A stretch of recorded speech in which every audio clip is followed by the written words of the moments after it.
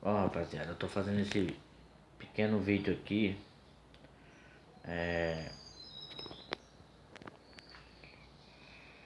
pra mostrar pra vocês que a caixa não tá ligada no momento.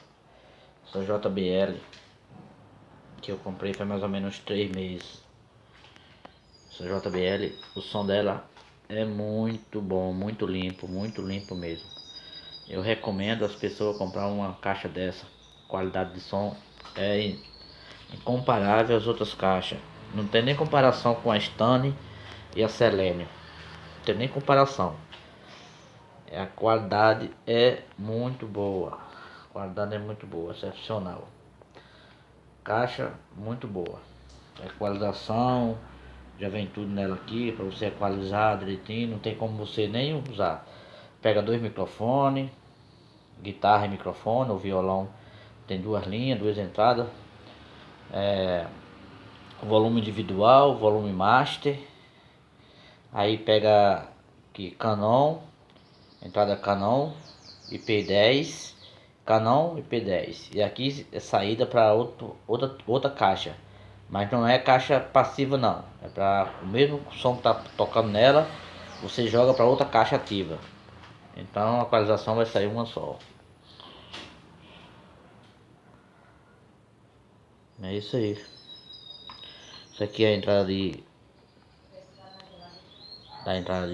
força. Aqui é o botão liga e desliga.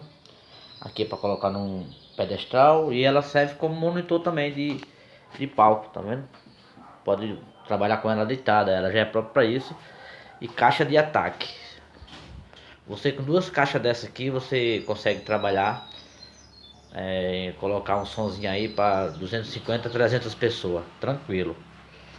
E é bom que você use ela diretamente aí sim, ou use diretamente na mesa. Eu uso diretamente na mesa com o teclado aqui, ó.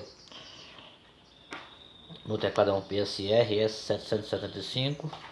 Então eu uso a mesa de som de 6 canal, mais o performance vocal aqui, que eu uso para voz.